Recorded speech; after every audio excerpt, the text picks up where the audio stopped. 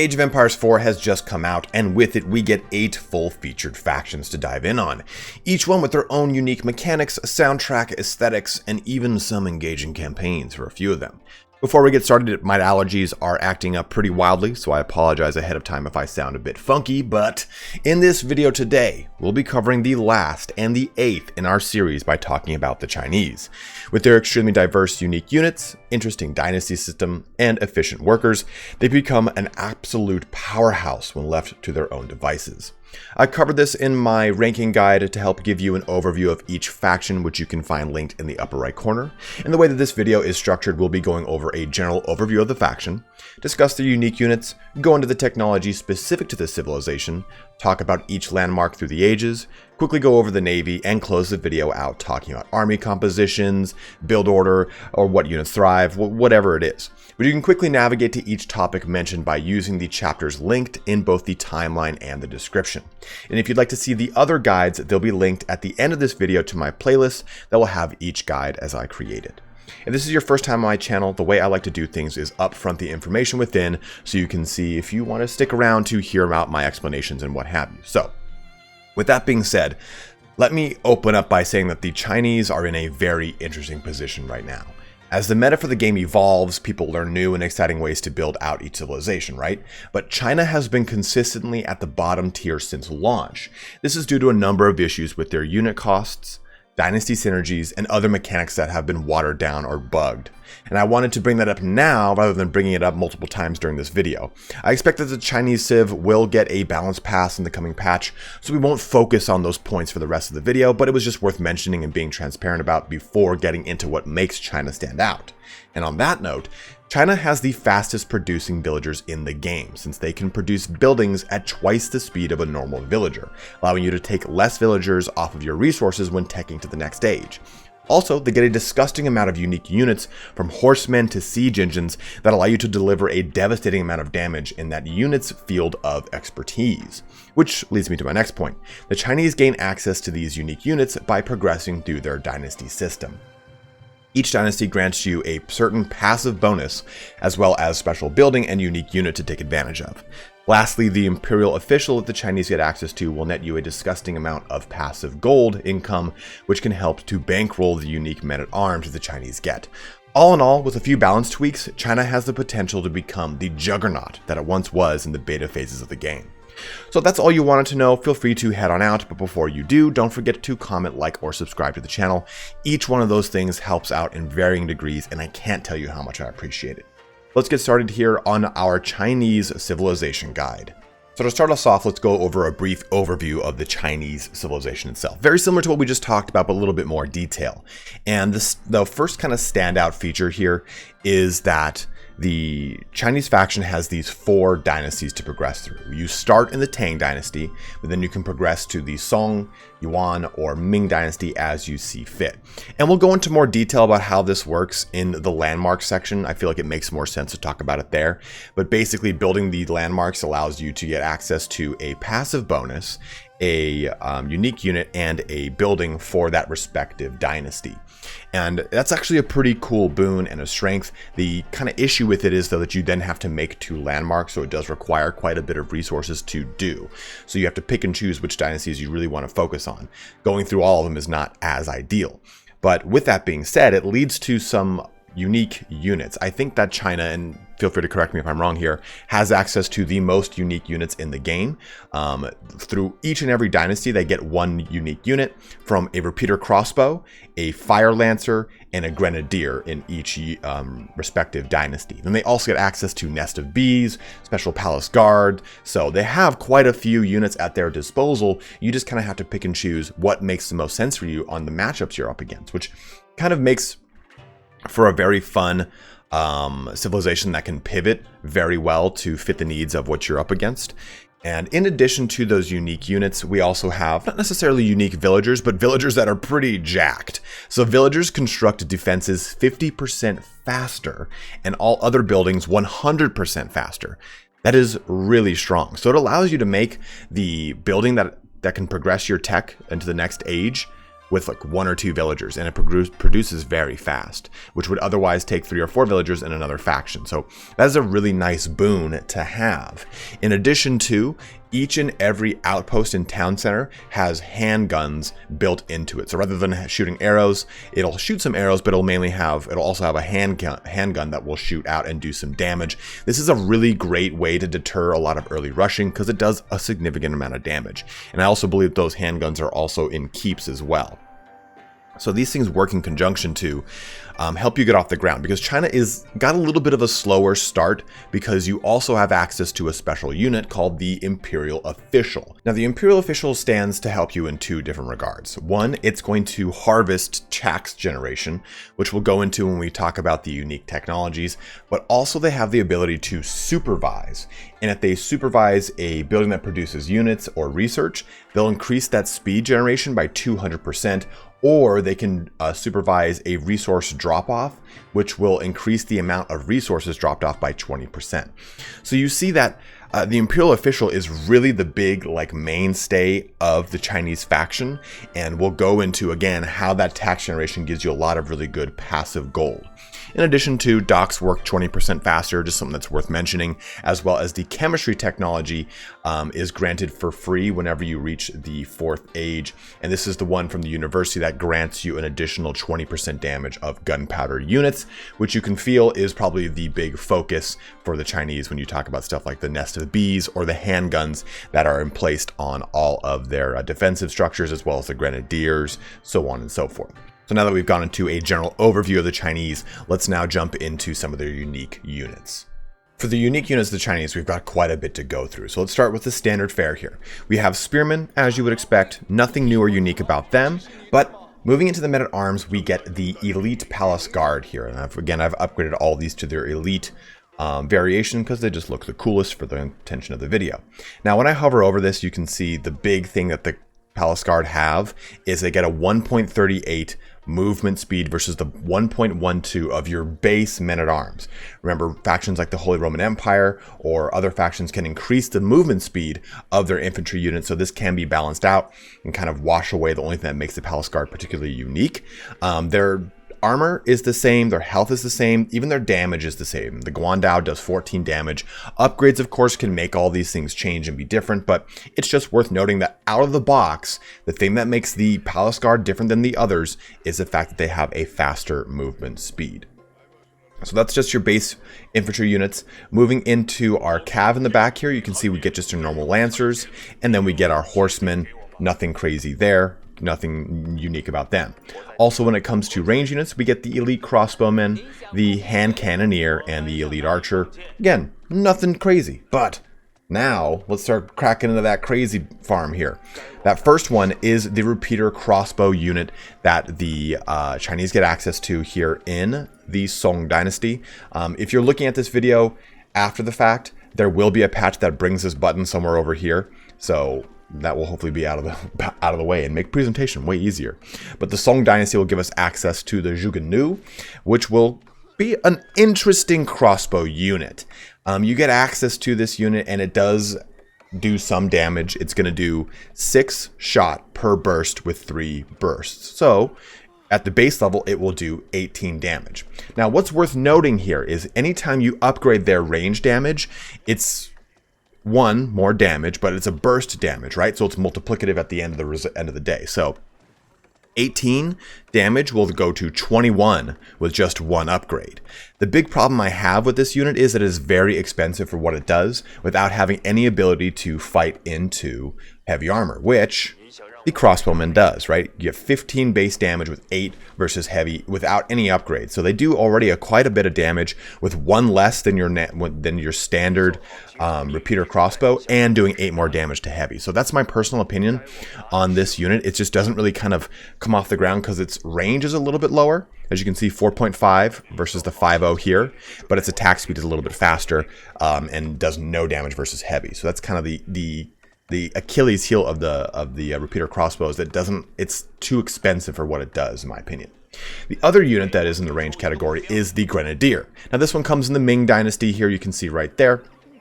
And it's an interesting kind of hybrid unit in that it's throwing a grenade, but it does AoE splash damage. It's not going to be focusing down single entities or one model at a time. It's going to be used basically as a short-range mangonel, more or less, getting in some good burst damage. You wouldn't use these things in mass. You'd use these things in conjunction with supporting a front line. They wouldn't just be sitting there tossing willy-nilly because their range is only 4. Again, just comparing that across to your repeater crossbow, that's 4.5, or your standard crossbow over here, that's 5.0. But you compare it to a cannoneer, it's a 4-tile range. So if I had to choose between hand cannons and the Grenadier, I would personally go with the hand cannons because they get more damage at the same range. These guys have less damage, they attack faster, but the same range. So it's just going to have to be intermixed with things. That's the biggest stuff, or biggest thing with all of the unique units with the Chinese. They work better in conjunction with other stuff rather than on their own. For the exception of the Fire Lancers here. Now these are the unique unit that come here in the Yuan Dynasty. They're really, really nice light cav that have a pretty devastating charge attack. The way that this works is, if I just hover over them, there we go. They get their Fire Lance that does 25 damage. Well, on the charge, that damage is increased by 10, so they get 35 damage. That's really nice. You kind of compare it here to your Lancer, who does 43 on the charge. So it's a pretty nice light cav unit that can get up close and personal and do some good damage. And their big focus point is not against other melee units. It's bursting down and destroying the enemy artillery pieces or buildings. That's really where they kind of thrive. They also do, it's worth noting, of course, that they do range damage, so a 1.04 tile ranged AoE damage with their attacks, which allows them to kind of spread their damage around to other siege engines very quickly. So that's their big use case, because if you compare them here, here's a Fire Lancer who has got 176 health, 25, let's just say 35 damage here, and then a movement speed of 1.5. Compare it to our standard Horseman, 248 health, is faster on the movement and will do 26 damage versus range. So you can see that there is a difference use case for both of these. You'd want to really use these guys to hunt down range units versus the Elite Fire Lancer is really going to be the thing that's going to be popping open those siege engine for you. Moving into siege engines, our last thing here is the clock tower, oh, I'm sorry, the nest of bees. This was made from the clock tower. Now, this unit has almost an identical profile to a mangonel, except for its damage and range. So if I hover over this, it does 8 rocket arrow damage in 8 bursts, and an 8 tile range at a 5.5 attack speed. So let's go ahead and do this, just so you can see how this works. Pretty cool, right? It just kind of launches off and goes crazy. So it does your mangonel style damage at that AoE. It doesn't do damage to buildings like a mangonel would, but again, mangonels are meant to harvest or reap through tons of units. And it's worth noting that even though this says it's a gunpowder unit, it doesn't get the bonus of the chemistry upgrade, which would increase its damage by 20%. It does get pyrotechnics, which would increase its range by 20%, outranging the mangonel at 8 for mangonel, up to 9.6 after the upgrade here for the nest of bees. So it's a really interesting thing that I think China's got a lot of bugs in its synergies with a lot of its technologies, that once those bugs get fixed, the nest of bees will be pretty devastating because it'll have a long range and an even more attack power because they get that 20% bonus. But that covers here all of the unique units for the Chinese. Let's move now into talking about some technology and how the tax process works. For unique technologies, let's start out talking about how the tax process works and tax generation. So every single building in the game will produce tax for you depending upon what it is. If it is a resource drop-off point, if I hover over here, it'll generate 1 tax per resource dropped off. This thing happens to be in range of the Imperial Academy, so that will increase that by 100%. So if I look over here, anytime one of these drops off, it's going to push this number from 7 to 8. There you go. Now, any unit producing building, such as this, will produce tax at a rate of 4 per unit made in it. And of course, if it's in range here of the Imperial Academy, that 4 turns to an 8. So what do you do with all this tax that's generated here, right? Like, look at that, 667. Well, you use your Imperial Official. And all you simply need to do is press this button, and the Imperial Official will harvest the gold that is generated in all these buildings across your empire. Now, it's worth noting, that the actual official himself can only hold 20 gold per run, and there's a 30-second cooldown before he can go and do another run. So you're looking at roughly, 20 gold per run. So you're looking at roughly 40 gold a minute per Imperial official. You'll have a cap of 4 Imperial officials. That's 160 gold a minute. Now, if I look at the Imperial Academy here, which we're going to look at anyway in the unique technologies, this Imperial Examinations button allows me to double that gold. So you'd be looking at 160 times it by 2, you'd be looking at 320 gold generated by your Imperial officials, which is a nice little boost to the amount of gold income you can get. But even further, the Imperial official's got one other little trick up his sleeve. It's this supervise capability here. So the official supervises a building, making it produce 200% faster. That includes units or technologies. And then resource drop-off buildings receive 20% more resources. So we go ahead and click this guy and supervise this building. A little thing appears above his head, and that number jumps up over here to 18 for their resource drop-off. So it's a nice way to get a really quick boost to all of your resources in a specific stage of the game. Hey, at the very beginning, you want to jump up on that gold, go put them on a mining camp. And then, like I said, you press R, and this guy will start to do his thing automatically, as this one was doing. He just kind of walks around, grabs the gold, brings it back to your town center. The only building that does not generate tax revenue regularly, even though it's got, like, it produces units and everything, is the town center. So keep that in mind. So if you have a bunch of villagers dropping off to the town center, this is not going to generate any tax revenue. So you don't want to have all of them drop off at town center unless that's intended for you. Now, moving into the other unique technologies, moving over here to the barracks, we have got the Battle Harden, which increases the health of palace guards by 30. Into the Siege Workshop, we get quite a lot of special techs here. So the first one is reload drills. Reduce the reload time of bombards by 33%, making them a third faster. Reduce the cost of nested bees by 25%. That would reduce them down here a whole quarter in cost, which makes them cheaper than a mangonel, because that price point is the same as a mangonels. Now, also, like I said before, they get pyrotechnics, which increases the range of gunpowder units by 20%, pushing up these nested bees from that 8.0 to a, what was it, 9.6 or 9.2? Either way, so 20% increase. Moving into the university, we get ancient techniques, increases the gathering rate of villagers by 5% for each dynasty achieved. So this is really nice. You can really get a good ramp with your villager gather rate. And remember, this would have had the chemistry technology here, but you automatically get it when you progress to the 4th age. Looking over here at our keep, we also get this, the extra materials button, stone wall towers and outposts repair nearby damaged stone walls. A single selection is repaired at a time for 20 health per second.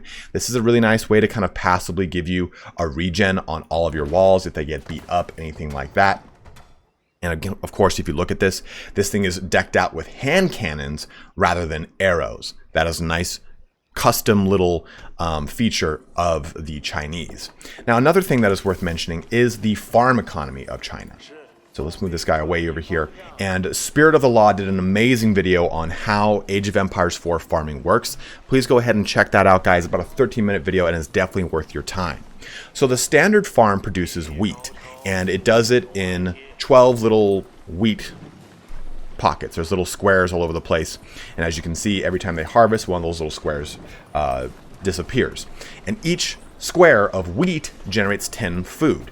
Well, for China, this is rice, and rather than it being 12 squares, it's 16 squares at 7.5 food per square. So this actually enables China to produce food at a faster rate, even without the granary here, which gives them a nice boon to the amount of improves the farm gather rate of nearby villagers by 10%. So even without that granary, the rate at which these farms regenerate allow them to keep close to the mill so they can get this portion and then come back. Rather than with the wheat, they'll gather the furthest portion away because the front portion hasn't regenerated. I know that sounds super convoluted. Definitely watch this video to get a better idea of how that works. But it is such a nice benefit here because it allows you to get a really strong farm economy that rivals that of the British. Now, of course, English do get gold with it, so that's why theirs is so powerful. But the granary here, it increases that villager farm rate by 10%, stacking with stuff like horticulture and what have you to really make it for a strong food boon into the latter portions of the game. Let's pivot our discussion now on over to the landmark section of the video to discuss moving from the first age into the second age. You've got two very nice landmarks. The Barbican of the Sun, which fires a long-range hand cannon and adds arrow slits, while Garrisoned offers vision into stealth forests. It's basically a very early keep that is an extremely nice defensive structure. I almost always go with the Barbican of the Sun because I like it as a deterrent to kind of repelling a lot of that early aggression, because you are so slow in the initial portions of the game with China that the Barbican gives you a very nice defensive platform. Also, though, you get the Imperial Academy, which allows for nearby buildings to generate 100% tax gold. This is nice, but I find that in the first initial portions of the game, this isn't as important because you don't have very many buildings that are producing a ton of tax to benefit from this initially. It can be very useful, though, in the latter portions of the second age. I just think as a tech building, the Barbican of the Sun makes for a much better choice. You can, of course, go with the Imperial Academy if you have something strong in mind, but now that we've talked about these two buildings, let's talk about the Dynasty system, because like I said, you can build the Imperial Academy in the latter portions of the second age, and the technology that comes with it, like we talked about, the one that increases the gold yield of your Imperial officials, is very much worth it. So if we click this button, annoyingly obtrusively placed button, we get all four of our dynasties, right? Tang, Song, Yuan, and Ming. And each one of these gives us a passive bonus, so villager production time reduced by 35%, villagers, officials, and military units gain a nice 15% speed, and then military units gain 10% health. And then each one will unlock a specific unit and a special building. So this one is our repeater crossbows. Then we get the village, which is basically a super house. It increases population by 40, but it can also be garrisoned by villagers in the event of an attack, which is quite nice. In the Yuan dynasty, we get the Fire Lancer, and then we get the Granary, which we showed a little bit ago, but villagers can drop off food at this building, improves the farm gather rate of nearby villagers by 15%, stacks with other granaries, and generates tax each time a resource is dropped off. And then lastly, with the Ming, we get the Grenadier, which we saw was that little AoE damage guy, and then the Pagoda. A relic can be placed in the pagoda, generates 50 food, wood, gold, and stone every 30 seconds, so 100 of each resource a minute. It's quite a nice little ditty because it also generates taxes for you. So what's important to know, and I feel like this is kind of convoluted, to unlock all this, you have to build both of these. And to unlock all this, you have to build both of these. But if you build and move to the next dynasty, you cannot move backwards. So if I'm progressed to the Song dynasty and I want to move to the Yuan dynasty, but I said, you know what, I want to make some repeater crossbows and I'm in the Yuan dynasty, you can't do it. The only way to do it is if you build this landmark, Spirit of the Way. All buildings can create previously achieved dynasty units. Buildings near this landmark produce dynasty units at minus 30% cost. So this is the only way to backtrack from a unit perspective. So it is a restrictive system, and you do have to be mindful of it. In my opinion, I think that the Song dynasty is really strong because of the village, and I really like the Ming dynasty. The Yuan dynasty. I do not like the Ming dynasty as much because I find the Grenadier not as beneficial. I find the pagoda not as awesome, and the military unit health, while nice, I'd rather have the speed and the granary here from the Yuan dynasty. So that's my kind of general breakdown of the dynasties before we move through more of the landmarks. And if I were to do this from a progressive standpoint, I would go Tang, Song in the end of my second age before jumping into my third age with Yuan, and then eventually maybe getting third age, or maybe getting the Yuan dynasty before progressing to the fourth, if I feel the need. It's going to be very matchup dependent. I just really like the boon of being able to use the village. I think it's really nice, and I like the production time reduction for the bonus on the Song dynasty very much. That I think it's very nice in that initial portion of the game. Going from the second to the third age, though, we've got the Imperial Palace. It has a large sight radius, activates to view location of enemy villagers for 10 seconds, and then lastly, the Astronomical Clock Tower. Personally, I think the Astronomical Clock Tower is a instant pick because it acts as a siege workshop, which is nice, but it produces siege engines with a 50% health bonus. So you saw that my nest of bees were called clock tower nest of bees is because they came from this astronomical clock tower.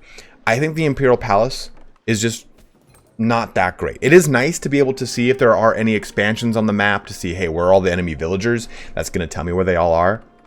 But if I'm talking strictly about a tech building, the astronomical tower is the way to go. And then again, when I talk back about the dynasty section in the Yuan, do you really even need to progress into the Yuan dynasty with the Imperial Palace? That's going to be up to you and the particular fight you're fighting. Are they using a lot of siege equipment and you need that Fire Lancer bonus? Are you just being shut down from a food perspective and the Grenadiers is going to help you take off? Then move into that Yuan dynasty. But this is that end of the third age when you would make that decision before jumping into the Ming dynasty, or at least the fourth age, which brings up our next set of landmarks. Lastly, here into the fourth age, we get two options with the Great Wall Gatehouse, which is unique that it has to be built over stone walls and then increases health of stone walls and gates by 100%. Nearby troops on walls also deal 50% more damage. This can be amazing if you're in a really strong defensive position, you're getting pushed a lot, and you've got stone walls erected. In my personal opinion, or anecdotally at least, observing a lot of tournament play, very rarely do stone walls get erected until there's a really good standstill, and then they start to get erected. So I think that the Spirit of the Way, or Spirit Way, can be a better option for you depending upon how you've progressed through the dynasties. So again, all buildings can create previously achieved dynasty units, and then buildings near this landmark produce dynasty units at 30% reduction in cost. So we place it down, and it allows you to get all those dynasty units as well. And for the Great Wall Gatehouse, remember you have to place it over here on an actual stone wall before, here, let's go make my fleet of guys go take care of it. But one thing that's worth kind of noting before we move on to the naval section of this video is that each one of these buildings, like the Spirit of the Way here, oh, I'm sorry, this has to be built and then it'll pop up down here. The Spirit of the Way, it doesn't get a reduced cost. So that's why the dynasty portion of the game is very tedious, and it's why you have to really be managing a lot of your resources. So if you do want to go for a specific dynasty, you have got the resources to do it. You don't get any kind of discount. It doesn't come out cheaper, anything like that. So being mindful of those things before you jump into a specific dynasty tactic is pretty crucial before making that ultimate plunge.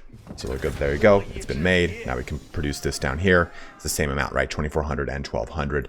So just some things to keep into mind. And you have the really cool, awesome, this is probably one of my favorite landmarks. It looks just so awesome. Let's jump now here into the Navy. Now, as far as the Navy goes for China, we get three options with the junk, which is different than the Mongolian light junk because this only shoots arrows in front, right? I have to move this guy and it will shoot the arrows. There we go. And it's worth noting too that this shoots two sets of arrows with two burst attacks. Now, there is a unique upgrade right here that does grant the junk of the archer ship type gain an additional crew, allowing them to fire 2 more arrows in each volley. So you do get more damage coming out of the junks with that upgrade, and it's one of the few naval upgrades that is really strong, as fast as getting it as fast as possible. So you get that ability to have your junks do a little bit more damage here. They've got more armor than the light junk from the Mongolians and just do a different damage profile. The Mongolian one is 10 shots, 3 bursts or something like that. 10 damage, 3 bursts, and this is 2 sets of 8 with 2 bursts each. Then we have the war junk, which will be very similar to the Mongolian one in that it has a ballista. So we can shoot over here, but it does not have any arrows. So it will only be shooting a high damage ballista, which will be different than, of course, the Hulk, because this one is at a 120, and I believe the Hulk is something like 80 or something of the sort, maybe even 50 damage on its ballista. So this does more damage, but it does not have the arrows that the Mongolian junk, war junk does have. And as always too, spin to win when it comes to these guys, right? Just constantly switching broadsides so that you're kind of bypassing that reload and just getting him to just kind of keep going, as you can see, getting them all going crazy there. Lastly, we have got the Bao Xuan, which is the meatiest warship in the game. It's got the highest health, it's got the highest damage per shot, and it is the most expensive ship. So you can see here it does quite a bit of damage, lots of cannon damage coming out here. We'll go ahead and shoot this bad guy because I just love that. So with this, you're getting 70 total damage. Well, actually 84 because of the modifications I've got here. Because I'm in the 4th age, I've got chemistry.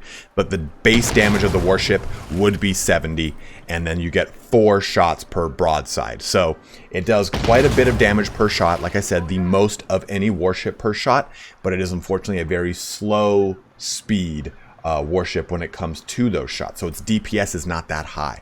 So just some things to kind of consider when it comes to the Chinese Navy. And like I've said, as always, for continuity's sake, you have got the extra hammocks naval technology for the Chinese as well, which works very well with those junks. Let's now move into some army compositions before talking about build order for China. Next up, we have army composition, and as always with every single video that we've done on this, it's really going to be dependent upon who you're playing against. In the early portions of the game, are you playing against the French? Well, get those spearmen out ASAP to try and deter as much of that play. Now remember, the nice thing with the Chinese is the placement of these hand cannon slits. Now with the outposts, they don't come standard, right? You have to build them, but at 25 gold and 50 stone, you just want to tech into some early stone if you're playing against the French, because these are a really nice deterrent. Let's just go ahead and show off what it would look like on here. The town center, 25 hand cannon damage, and I believe that that's being buffed up by chemistry, my 4th age, so it might be a little bit less. But using outposts and spearmen in the early age to deter any kind of cavalry play is very nice. Also, too, when it comes to maybe playing against the English and stuff like that, you can just use your standard archers until you tech into your Palace Guard. Palace Guard are going to be a very huge and beneficial use case for you because they're so quick on the draw.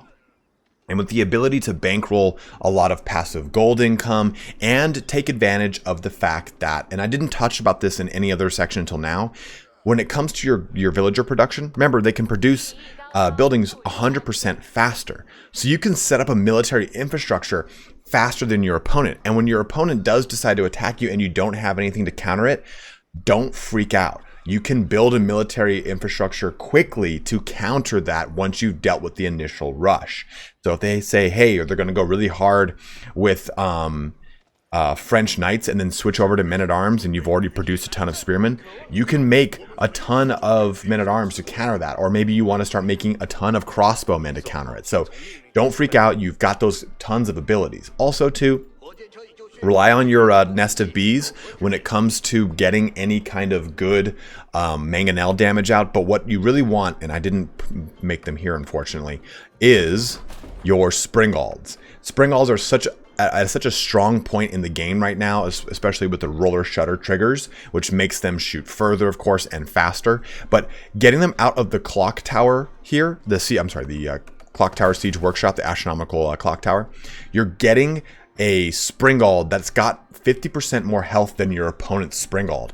It allows you to trade more effectively in a springald on springald fight, and they're going to be able to stick around longer if they get rushed. So trying to lean on your springalds and your nest of bees is going to be very crucial for your army composition.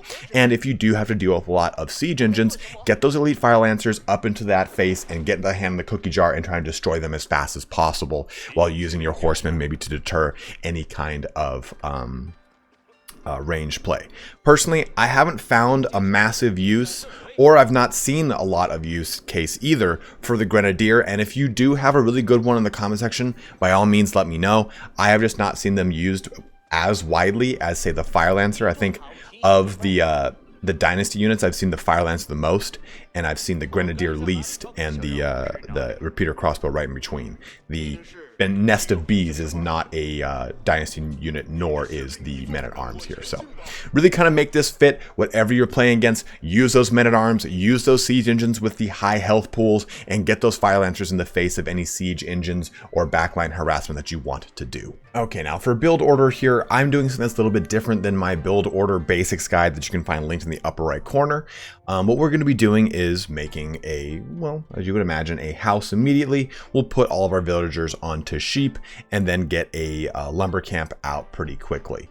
And from there, I actually have a imperial official coming out quickly because the imperial officials food cost can be offset by being able to increase the food production of, say, the mill, which I will also be making very quick as well, because I just so happen to start off very close to deer. So getting a mill up quickly was a big push for me in this example here. But having a mill set down is nice because it allows you to have that imperial official increase the food production coming out of it. You just move all of your sheep to that mill, you hunt deer, you go to berries, whatever you can to make that mill worthwhile for you, do it so that you can have the imperial official give you a bonus. Also, that imperial official is going to start generating a little bit of passive gold income. Not a whole lot to really matter here in the first stage, but it's going to be nice to help push any resource that's lagging behind in my teching. Hey, my wood's not up to snuff because I can't make a mining camp. Well, put my imperial official on the lumber camp, and I can get that 50 wood to get that mining camp out. So pretty much that's what the first stage is going to be like for you. Trying to get to that 400 food, 200 gold, using your imperial official to help increase the yield of a specific resource that's lagging behind for you, and just kind of pivoting as you need be. And you'll see that throughout this example, I kind of just have the imperial official skating around, and somewhere before that beginning of that second age, maybe as your tech building is being built, your landmark, whatever it is, that's when you should probably make a second imperial official. Some people actually just jump into a second one very quickly so they can just get a better ramp on their econ. If you're not as comfortable with that, just don't feel rushed. You can jump into a second one around that second age or so. And I almost always go with the Barbican of the Sun to jump up into the second age because it's a very nice defensive building. And the way you would probably do this is placing this by a resource that is out of range of the town center's defensive capabilities, or that's maybe forward towards a choke. Whatever it is that's going to make that Barbican of the Sun and give you the most defensive capability is how you want to place it. And the nice thing too about that Barbican is that it can be garrisoned by your units with its gun slits or its gunpowder or gun hand cannon slits and arrows, so it does have some added benefit there. And I really, really like it. So I would get that built down and for your second age, and progressing through the second age, get an archery range and spearmen out. So that way you've got the ability to maybe garrison that Barbican. You can threaten into anything that's jumping into your line. I personally like to turtle until the Castle Age playing as China, because I'm just not as confident with their units until that third age, because as that latter portion of the second age hits, you'll find that you're going to start to hit a ramp quickly. And it's why I progress to the next dynasty with the Imperial Academy, especially in this example, because as your econ starts to really boom, you'll notice that you're just, oh man, I'm making a lot of houses, Well, just progress to the next dynasty and get the village, and also get the 35% bonus for your villagers. It's just such a nice boon to have, to make that boom happen. Look at that boom happen here for your econ. So that's the way I like to play the first into the second age. A nice good basic build order. Get both the Barbican of the Sun down first. As you get a nice comfortable amount of econ, get set up with that Imperial Academy. Maybe make it so it's helping out. I did food and gold, but really the research is the biggest portion of this. That is really nice, and you can make military buildings around it if you want to help increase that tax generation. But moving into the third age, you're definitely going to want to get some stone online and get a third town center quick. Maybe even before you tech into the third age.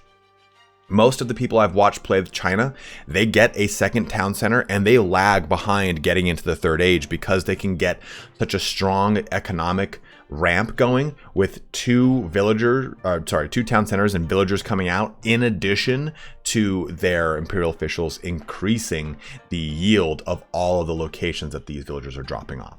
So hopefully this helps you out with just the build order here for China. And with that, it brings our video here to a close. So again, hopefully this helps you out, like I just said, for the build order in breaking down how to jump into a Chinese playthrough here. They are kind of an interesting and a difficult faction because there are so many moving parts, but I think once you kind of wrap your head around the dynasty system and how only certain parts of it are really going to be truly beneficial, how you can be such a modular civilization and you can adapt to things very quickly with your villagers' ability to produce things so fast, and with all these unique units under your belt and the tax generation, like I said, you can see that China has the capability to become a juggernaut. juggernaut. And it really was in the earlier betas. It had a really strong footprint and it was kind of curved back. But I think maybe at this point when we come into the next big winter balance patch of 2021, depending on when you're watching this, that should hopefully put China in a very strong position,